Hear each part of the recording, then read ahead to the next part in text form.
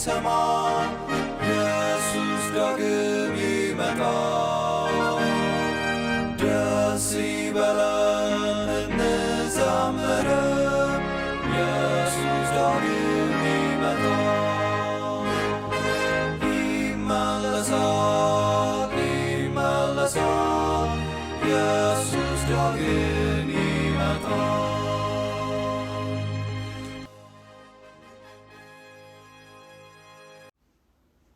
የተወደዳችሁ የእግዚአብሔር ልጆች የእግዚአብሔር ሰላምና በረከት በያላችሁበት ይድረሳችሁ። በሚቀጥሉት 6 ቀናት አብረን መጽሐፍ ቅዱስ እናያለን። መብራቱ ማዴቦ ነኝ ከአውስትራሊያ። በእነኚህ በ6ቱ ቀናት የምናየው በዕብራውያን ምዕራፍ 3 ቁጥር 11 ላይ ያለውን ሐሳብ ወስደን ነው። ዕብራውያን ምዕራፍ 3 ቁጥር 11 ላይ እንዲህ ይላል፣ እንዲህ ወደ ረፍቴ አይገቡም ብዬ በቁጣዬ ማልኩ ይላል። ወደ ረፍቴ አይገቡም ብዬ በቁጣዬ ማልኩ። በሚቀጥሉ 6 ቀናት የምናየው ዋናው መርህ ቃላችን ወደ ረፍቴ አይገቡም የሚል ነው። ወደ ረፍቴ አይገቡም። ራሳችንን ዝቅ አድርገን እንጸልይ። ቅዱስና ኃያል ሊሆንክ እግዚአብሔር አምላካችን በዚህ ሰዓት በመካከላችን ተገኝተህ አስተምረን። ኃጢአት በደላችንን ይቅር በል። ማንኛውም ጌታ ሆይ ካንተ ያልሆነውን ነገር የሰማነውም ይሁን የተማርነውም ይሁን የያዝነውም ይሁን ከውስጣችን እንድታወጣና ያንተ የሆነውን በውስጣችን አድርገህ ወደ ረፍት መግባት እንድንችል እርዳን። በነገር ሁሉ ከኛ ጋር ሁን፣ በጌታ በኢየሱስ ስም አሜን። እንግዲህ ዕብራውያን ምዕራፍ 3 ቁጥር 11 ላይ የተጻፈው ጠቅላላ ምዕራፉን በምናይበት ጊዜ በእስራኤሎች ታሪክ ላይ የተመሰረተ ነው። የእስራኤል ሕዝብ ከእግዚአብሔር ጋር በምድረ በዳ የነበረው ሁኔታ ምርጫቸው ምን እንደሆነና መጨረሻቸው ምን እንደሆነ ከዛ ትምህርት ወስደን በዚህ በመጨረሻው ዘመን ለምንኖር እስራኤላውያን መንፈሳዊ እስራኤላውያን እግዚአብሔር የጻፈልን ነው። የእግዚአብሔር አሰራር፣ የእግዚአብሔር እቅድ፣ የእግዚአብሔር መንገድ ከመጀመሪያው እስከ መጨረሻው አንድ ነው። ለብሉይ ኪዳን በዛን ጊዜ ለነበሩ ሰዎች የነበረው አሰራር ዛሬ በእኛም ጊዜ ይሰራል። ለብሉይ ኪዳን ሰዎች ሌላ መንገድ፣ ለኛ ደግሞ ሌላ መንገድ አይደለም። እግዚአብሔር ፍቅር ነው። እግዚአብሔር የማይለወጥ ነው። እግዚአብሔር የሚታመኑበት ነው። ታማኝ ነው። እኔ አልለወጥም ነው የሚለው። ስለዚህ እስራኤሎች ፌል ያደረጉበት የወደቁበት ለኛ ትምህርት የሚሆነው ምንድነው የሚለውን በሚቀጥሉ 6 ቀናት እናያለን። ዛሬ በማቴዎስ ምዕራፍ 11 ላይ ያለውን እንደ መንደርደሪያ ሐሳብ የሚሆነን ማቴዎስ ምዕራፍ 11 ቁጥር 28 ላይ ያለው ነው። ከ28 እስከ 30 ይህ መሰረታችን ይሆናል። ለሚቀጥሉ ሳምንታት በሙሉ ቀናት መሰረታችን ይሆናል። ማቴዎስ 11 ከ28 እስከ 30 አነባለሁ። እናንተ ደካሞች ሸክማችሁ የከበደ ሁሉ ወደ እኔ ኑ፣ እኔም አሳርፋችኋለሁ። ቀንበሬን በላያችሁ ተሸከሙ፣ ከእኔም ተማሩ፣ እኔ የዋህ በልቤም ትሁት ነኝና ለነፍሳችሁም እረፍት ታገኛላችሁ። ቀንበሬ ልዝብ ሸክሜም ቀሊል ነውና ይላል። እንግዲህ የሚለው ምንድነው? ኑ አሳርፋችኋለሁ ነው የሚለው። ቀደም በዕብራውያን እንዳነበብነው ወደ ረፍቴ አይገቡም ነው። ወደ ረፍት ያልገቡበት ምክንያት ምን እንደሆነ እናያለን ወደፊት። ነገር ግን ዋናው ሐሳቡ ምንድነው? ክርስቶስ ወደዚህ ምድር የመጣው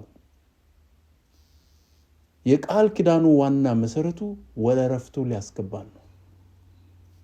እዚህም ላይ ምንድነው የሚለው? እናንተ ደካሞች ሸክማችሁ የከበደ ይላል። አክቹዋሊ ትክክለኛው ትርጉሙ ደካሞች የሚለው በጣም የምትለፉ ነው።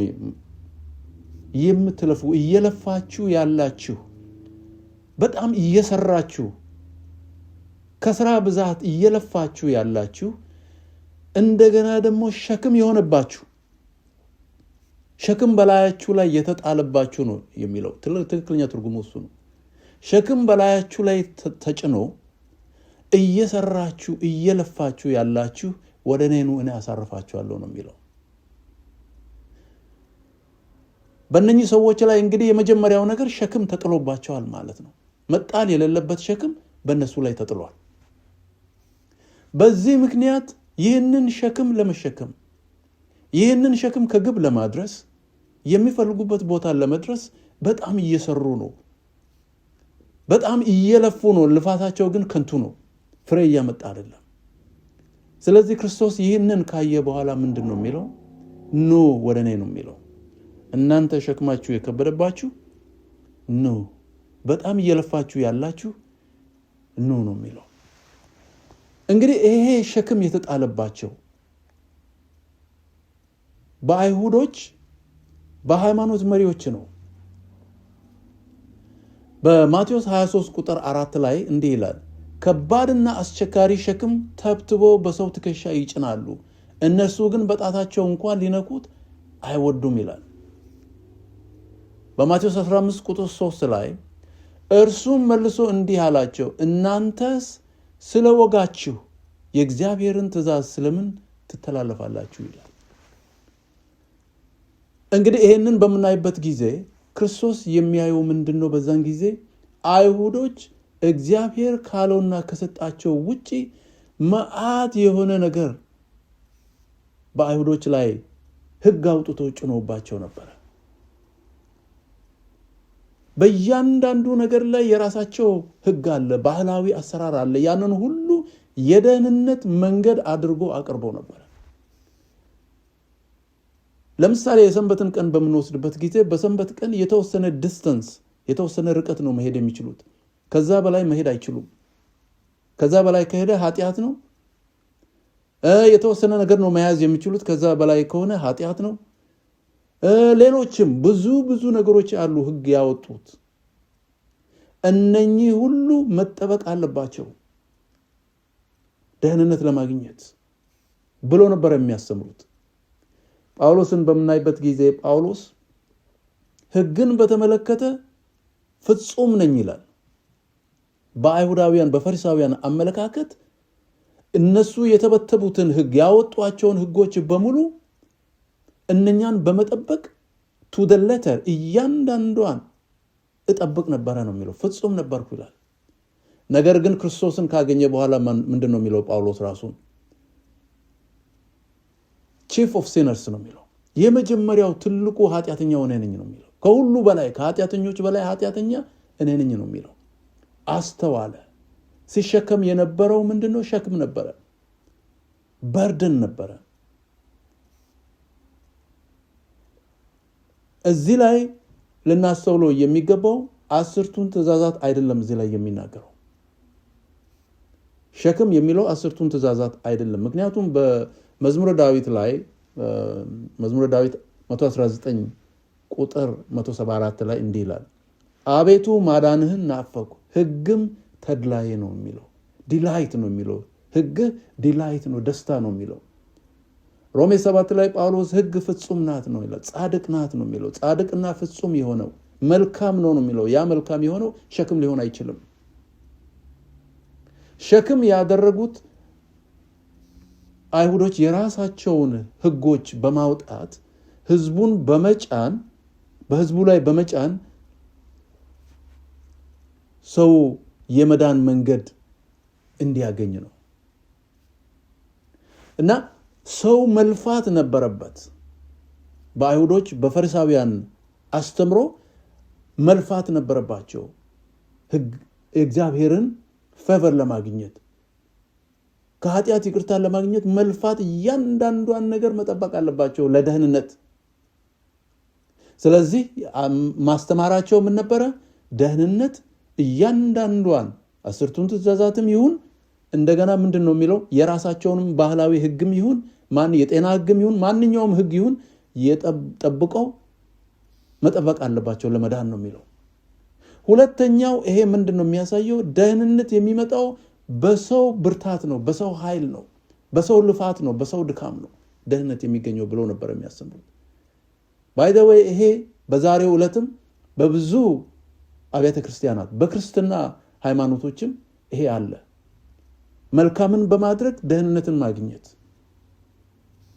ጥሩ ነገሮችን በማድረግ ወይም ደግሞ ስጦታን በመስጠት ደህንነትን፣ ጽድቅን ማግኘት፣ የኃጢአትን ይቅርታ ማግኘት ብሎ የሚያስተምሩ አሉ። ከክርስትና ውጪ የሆኑ ሃይማኖቶች በሙሉ ጽድቅ በስራ ናቸው። ማንኛውም ሂንዱይዝም ይሁን እስልምናም ይሁን ማንኛውም ቡድሂዝም ይሁን ሌላውም ማንኛውም ሃይማኖት በምናይበት ጊዜ ጽድቅ በስራ ነው። ይሄንን ነው አይሁዶች ሲያስተምሩ የነበረው። ጽድቅ በስራ ራስን አድን፣ እያንዳንዷን ነገር አድርገህ ራስን አድን ነበር የሚለው። አይሁዶች ምንድነው በሚያሳዝን ሁኔታ የደህንነትን ምስጢር ስተውታል ነበር። የደህንነትን ምስጢር ስተውታል። ከመሳታቸው የተነሳ ሌሎችንም ያሳስቱ ነበር። ስለዚህ ክርስቶስ ይህንን ባየ ጊዜ አዘነላቸው። እንደ ተሳሳቱ የደህንነትን ምስጢር እግዚአብሔር አስቀድሞ በነቢያት አስቀድሞ በብሉይ ኪዳን ዘመን ሲያስተምራቸው በመስዋዕት በቤተ መቅደስ አገልግሎት ሲያስተምራቸው የነበረውን ትምህርት አላስተዋሉትም ነበር። ያ የቤተ መቅደስ አገልግሎት መሰዊያው በግ ክርስቶስ እንደሆነ፣ በዛ በመሰዊያው በግ ደም ጽድቅን እንደሚያገኙ፣ ደህንነትን እንደሚያገኙ፣ ከእግዚአብሔር ጋር እንደሚታረቁና ሰላም እንደሚያገኙ፣ እረፍት እንደሚያገኙ ሲያስተምራቸው ቆይተዋል። ነገር ግን ያ በግ በመጣበት ጊዜ ያንን በግ ሚስ አረጉት። በራሳቸው ተጠምደውና ተወጥረው ስለነበረ ክርስቶስን አላገኙትም፣ አልተገናኙትም። አዩት፣ ሰቀሉት፣ የሚፈልጉትን ሁሉ አደረጉት፣ ግን አልተገናኙም፣ አላረፉበትም። ስለዚህ ክርስቶስ ምንድነው ያለው? እነኚህ የሚባክኑ ሰዎችን ኑ ነው የሚለው። የመጀመሪያው ነገር ኑ፣ እናንተ ሸክማችሁ የከበደባችሁ ወደ እኔ ኑ ነው የሚለው። እረፍትን ለማግኘት የመጀመሪያው ነገር ወደ ክርስቶስ መምጣት ነው። ወደ ክርስቶስ መምጣት፣ በእርሱ መሆን። የማርያምና ማርታን ታሪክ በምናይበት ጊዜ ሉቃስ ምዕራፍ 10 ቁጥር 38 እስከ 42 ያለውን ስናይ ማርያም ክርስቶስ በመጣ ጊዜ በፊቱ በእግሩ ስር ቁጭ ብላ ስታዳምጥ ነበር። ነገር ግን ማርታ ብዙ ትባክን ነበር ይላል መጽሐፍ ቅዱስ እንግዶችን ለማስተናገድ። በዛ ጊዜ ማርታ መጣችና እባክህን ንገራት መታ እንድትረዳኝ፣ እንግዶች እኮ አሉ ብዙ ቁጭ ብለዋል። ክርስቶስ ግን ያለው አንቺ በብዙ ትባክኛለሽ፣ ትባዝኛለሽ፣ አንድ ነገር ይበቃል ነው። አንድ ነገር ይበቃል። እንግሊዝኛው የሚለው አንድ ነገር ይበቃል። እርሱንም ማርያም አግኝታለች። አንድ ነገር። ያ ነገር ምንድነው? ወደ ክርስቶስ መምጣት፣ በእግሩ ስር መቀመጥና ማዳመጥ። የመጀመሪያው ነገር ወደ ክርስቶስ መምጣት ነው። ከእርሱ ማዳመጥ ነው፣ መስማት ነው። ከዛ በኋላ ቀንበሩን መሸከም። ወደ እኔ ኑ ቀንበሬን ተሸከሙ ነው የሚለው። ወደ እኔ ኑ በሚሉበት ጊዜ በእኔ ውስጥ ሁኑ ነው የሚለው። በክርስቶስ ውስጥ መሆን። በክርስቶስ ውስጥ በምንሆንበት ጊዜ ክርስቶስ አዳኛችን ነው። ቴክ ሂዝ ዮክ፣ ቀንበሩን ተቀበሉ፣ ቀንበሬን ተሸከሙ። ይሄ ቀንበር ምንድን ነው የምንሸከመው? ክርስቶስን በምናይበት ጊዜ አንደኛ ዮሐንስ ምዕራፍ 5 ቁጥር 3 እንዲህ ይላል። አንደኛ ዮሐንስ ምዕራፍ 5 ቁጥር 3 ትእዛዛቱን ልንጠብቅ የእግዚአብሔር ፍቅር ይህ ነውና ትእዛዛቱም ከባዶች አይደሉም ይላል። for this is the love of God። ይህ የእግዚአብሔር ፍቅር ምንድነው የሚለው? ትእዛዙን መጠበቅ። የእግዚአብሔር ፍቅር ምንድነው? ትእዛዙን መጠበቅ። and ይህ ትእዛዝ ምንድነው የሚለው? ሸክም አይደለም፣ በድንሰም አይደለም፣ ሸክም አይደለም ነው የሚለው። ፊልጵስዩስ ምዕራፍ 2 ቁጥር 13 ላይ ስለ በጎ ፈቃዱ መፈለግንም ማድረግንም በእናንተ የሚሰራ እግዚአብሔር ነውና። ስለ በጎ ፈቃዱ መፈለግንም ማድረግንም በእናንተ የሚሰራ እግዚአብሔር ነውና። ይሄ ትልቅ ነገር ነው። የክርስቶስ ሸክም በምናይበት ጊዜ ክርስቶስ ዮሐንስ ምዕራፍ 5 ላይ እስኪ ሄደን እንየው። ዮሐንስ ምዕራፍ 5 ላይ የክርስቶስ ሸክም ምን እንደሆነ እናያለን።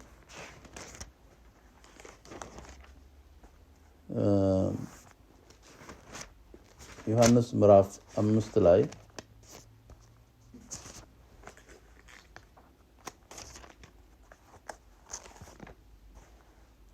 ቁጥር 19 ስለዚህ ኢየሱስ መለሰ እንዲህ አላቸው፣ እውነት እውነት እላችኋለሁ አብ ሲያደርግ ያየውን ነው እንጂ ወልድ ከራሱ ሊያደርግ ምንም አይችልም። ወልድ ከራሱ ምንም ማያደርግ። ክርስቶስ ወደዚህ ምድር በመጣ ጊዜ ሰብአዊ ስጋ ለብሶ ነው የመጣው። ሁሉን ነገር ትቶ ነው የመጣው። ስለዚህ ሙሉ በሙሉ ወደ አብ መጣ፣ ወደሱ መጣና አረፈ በሱ ላይ። ስለዚህ ምንድነው የሚለው? አንዳች ነገር እኔ ማድረግ አልችልም ነው የሚለው። አብ ነው የሚያደርገው ስራው። የሱ ኃላፊነት ምንድነው? ወደሱ መምጣት። ቁጥር 30 ላይ እኔ ከራሴ አንዳች ላደርግ አልችልም፣ እንደሰማሁ እፈርዳለሁ፣ ፍርዴም ቅን ነው፣ የላከኝን ፈቃድ እንጂ ራሴን አልሻምና። ስለዚህ የክርስቶስ ሸክም ምንድነው? ወይም ደግሞ የክርስቶስ ቀንበር ወደ አብ መምጣትና በሱ ማረፍ ነው። በሱ ማረፍ መታዘዝ ነው። የክርስቶስ ቀንበር መታዘዝ ነው። ቀንበር ማዘዣ ነው። ቀንበር ጋይድ ማድረጊያ ነው። ሁለት በሬዎች ተጠምደው በዛ ነው ጋይድ የሚደረጉት። ወደ አንድ አቅጣጫ እንዲሄዱ ነው የሚደረገው። እና አንዳንድ ጊዜ ሰዎች ሲያስተምሩ ይህንን ምንድነው? ሁለት በሬዎች ያለው ቀንበር ይሸከማሉ። አንደኛው ክርስቶስ ነው፣ አንደኛው እኛንን፣ ሁለታችን ተሸክምን ነው። ወንጌል እንደዛ አይደለም። ምንም የምንሸከመው ነገር የለም። እኛ ሁሉንም ሸክም የሚሸከመው ክርስቶስ ነው። ሸክሙን ሁሉ የሚወስደው እሱ ነው። እኛ የምናደርገው ወደ እሱ መምጣትና በእሱ ማረፍ ነው። ስለዚህ ይህ የክርስቶስ ቀንበር ወደ አብ መምጣት ነው። ወደ አብ መጥቶ መታዘዝ ነው። እርሱ የሚለውን መታዘዝ ነው። ስለዚህ የመጀመሪያው ወደ የክርስቶስን ቀንበር መሸከም ማለት የመጀመሪያው ነገር ምንድነው? የእምነት ህይወት ማለት ነው። the life of faith የእምነት ህይወት። ጻድቅ በሃይማኖት ይኖራል ነው የሚለው። በእምነት መኖር። ያ በእምነት መኖር ማለት ሙሉ በሙሉ ራስን ለእግዚአብሔር መስጠት ማለት ነው። በእርሱ ማረፍ፣ በእርሱ መደገፍ ማለት ነው። the life of faith ያ ነው። ወደ እርሱ መምጣት፣ ሙሉ በሙሉ በእሱ ማረፍ። ማመን እምነት ናት የመጀመሪያዋ። ከእምነት በኋላ ምንድነው? ዲሳይፕልሺፕ ወይም ደግሞ ደቀ መዝሙር መሆን። ደቀ መዝሙር መሆን ማለት መማር ማለት ነው። ከክርስቶስ መማር፣ የክርስቶስን መንገድ መከተል ማለት ነው። ሶስተኛ ደግሞ ትህትና ነው። ራስን ዝቅ ማድረግ።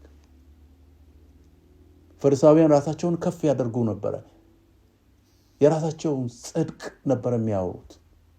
ክርስትና ግን የዛ ተቃራኒ ነው፣ ራስን ዝቅ ማድረግ። ስለዚህ የክርስቶስ ቀንበር ማለት እነኚህ ነገሮች ናቸው። በእምነት ወደ ክርስቶስ መምጣት፣ ከዛ በኋላ ደቀ መዝሙር መሆን። የሱ ደቀ መዝሙር መሆን ማለት መታዘዝ ማለት ነው። የሱን ህይወት መከተል ማለት ነው። ዱካውን መከተል ማለት ነው። መታዘዝ ነው። ያ ነው ቀንበር፣ መታዘዝ እና ትህትና ማለት ነው። ራስን ዝቅ አድርጎ መኖር ማለት። ክርስቶስ ይህንን ነው ያደረገው። ይህንን ቀንበር ነው። ይህ ነው የኔ ቀንበር። የኔ ቀንበር ማለት ኑ በኔ የኔን ህይወት እዩ፣ ከኔ ጋር ኑሩ ማለት ነው።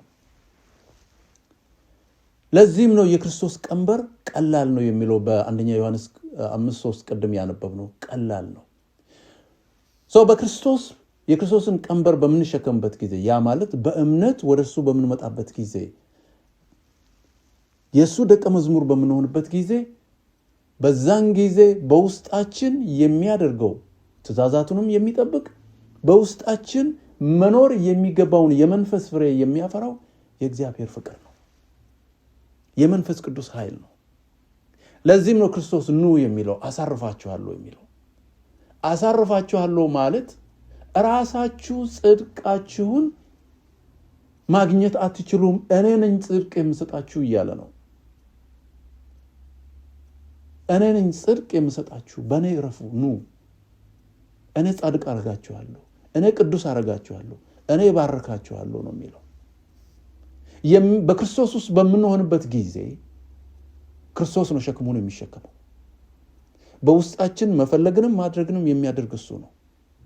ስለዚህ ነው ክርስቶስ አይሁዶችን አይቶ አዘነላቸውና ኑ ወደ እኔ ያለው። እንዲሁ ዝም ብላችሁ ነው የምትባክኑት፣ በራሳችሁ መንገድ ጽድቅን ለማግኘት የምትሯሯጡት እንዲሁ ነው የምትባክኑት። ኑ ወደ እኔ፣ እኔ አሳርፋችኋለሁ። ወደ እኔ ኑ፣ መጀመሪያ ኑ፣ እንምጣ ወደ እግዚአብሔር። ወደ እግዚአብሔር በምንመጣበት ጊዜ አእምሯችንን ልባችንን ክፍት አድርገን ነው የምንመጣው። እርሱ በሚያስተምረን መንገድ፣ ደቀ መዝሙር ማለት ይሄ ነው፣ እሱ በሚመራንና በሚያስተምረን መንገድ መሄድ። አንዳንድ ጊዜ ወደ ክርስቶስ እንመጣና ክርስቶስ በሚያስተምረን ጊዜ እሱ በሚመራን መንገድ መሄድ አንዳንድ ጊዜ ያስቸግረናል። ምክንያቱም ምናልባት ከዚህ በፊት የተማርነው ወይ የኖርንበት ህይወት ከዚህኛው ጋር ተቃራኒ ሲሆን መቀጠል ያቅተናል፣ ወደኋላ እንመለሳለን። ወይም ደግሞ ሁለቱንም ይዘን መቀጠል እንፈልጋለን። ያ ግን አይሆንም። ለዚህ ነው ክርስቶስ እስራኤላውያን በምድረ በዳ ሁለት ህይወት ነው፣ በእግዚአብሔር ማረፍ፣ እንደገና የያዙትን የራሳቸውን በራሳቸው መንገድ መሄድ፣ ሁለቱን አንድ ላይ አድርጎ መሄድ ስለፈለጉ ነው እነኚህ ወደ ረፍቴ አይገቡም ያለው። በዚህ አይነት አካሄድ በራሳችሁ መንገድና የኔን መንገድ አንድ ላይ አጣምራችሁ መሄድ የምትፈልጉ ከሆነ ወደ ረፍቴ አትገቡም ነው የሚለው። ስለዚህ ወደ ረፍቱ ለመግባት ምንድነው? የራሳችንን መንገድ ትተን ወደ ክርስቶስ መምጣት፣ በክርስቶስ ውስጥ መሆን፣ ሙሉ በሙሉ በሱ ማመን፣ እርሱ ለኛ በጎ እንደሚያደርግ፣ እርሱ ለኛ መልካም እንደሚያስብ፣ ለኛ ያለው ሐሳብ መጨረሻ ያለው ፍጻሜ ያለው እረፍትን የሚሰጥ ሰላምን የሚሰጥ መሆኑን አምነን ወደ እርሱ መምጣት፣ የሚለንን መቀበል መከተል። በዛን ጊዜ ነው ወደ እረፍት የምንገባው። አይሁዶች ይህንን ምስ አረጉ። ለዚህም እግዚአብሔር መጨረሻ ላይ በምድረ በዳ ሁሉንም አስቀራቸው ከግብፅ የወጡትን 2 ሰዎች በስተቀር። ያ እንዳይሆን ነው ለእኔና ለእናንተ ትምህርት ሆኖ የሚቀርበው። ለዚህ ዕብራውያን ምዕራፍ 3 ቁጥር 12 እስከ 19 በቤታችሁ ማንበብ ትችላላችሁ። ዕብራውያን ምዕራፍ 3 ከቁጥር 12 እስከ 19 እንዲህ ይላል።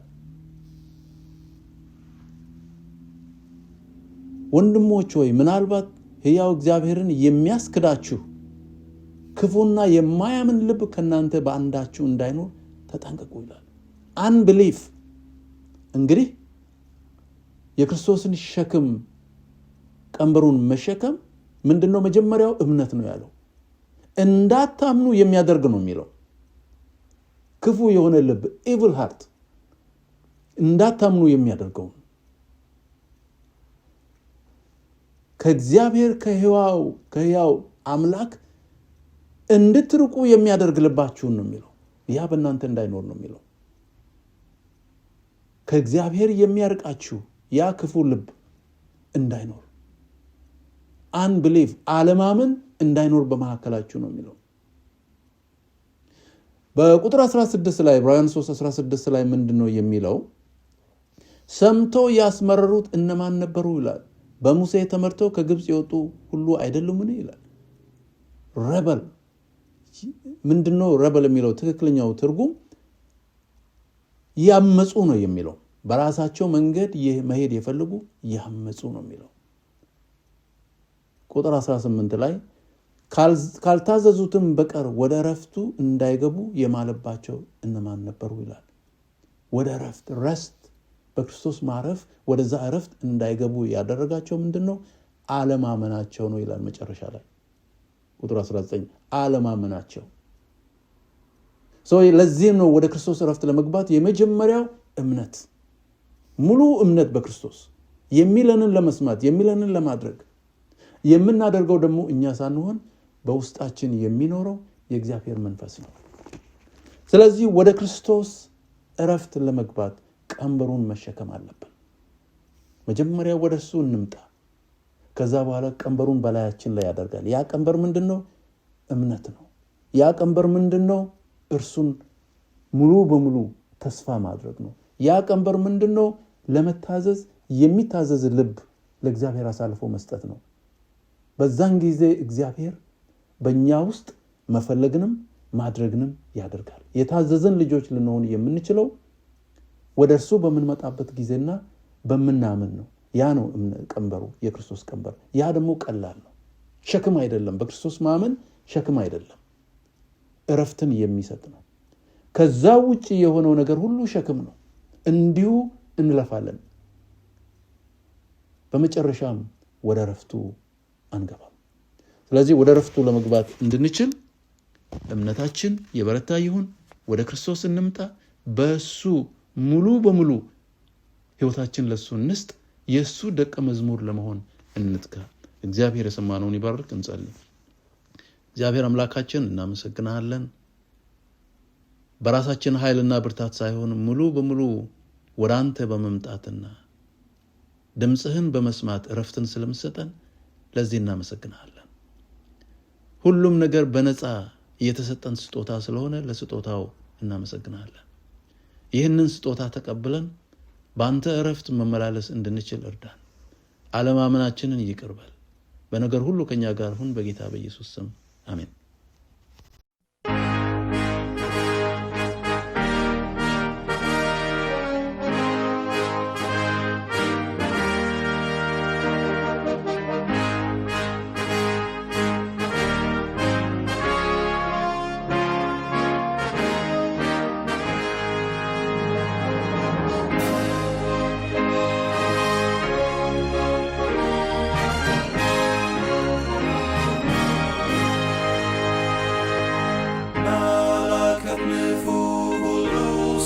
ሰማ ኢየሱስ ዳግም ይመጣል። ደስ ይበለን እንዘምር፣ ኢየሱስ ዳግም ይመጣል። ይመለሳል ይመለሳል፣ ኢየሱስ ዳግም ይመጣል። ተራሮቹ ኢየሱስ ዳግም ይመጣል።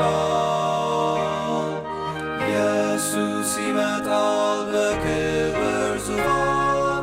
ኢየሱስ ዳግም ይመጣል። ይመለሳል ይመለሳል፣ ኢየሱስ ዳግም ይመጣል። ፍጥረቱ ሁሉ ይናገረናል፣ ኢየሱስ ዳግም ይመጣል። እስከ ባህር ዳር ሁሉ ያየዋል፣ ኢየሱስ ዳግም ይመጣል። ይመለሳል ይመለሳል፣ ኢየሱስ ዳግም ይመጣል። የምድር መናወጥ ለሰዎች ይላል፣ ኢየሱስ ዳግም ይመጣል። አውሎ ነፋስም ያስታውቀናል፣ ኢየሱስ ዳግም ይመጣል። ይመለሳል ይመለሳል፣ ኢየሱስ ዳግም ይመጣል። ሕዝብም ይቆጣል፣ በዚህ ይታወቃል፣ ኢየሱስ ዳግም ይመጣል። ሕዝብ ይራወጣል፣ እውቀት ይበዛል፣ ኢየሱስ ዳግም ይመጣል።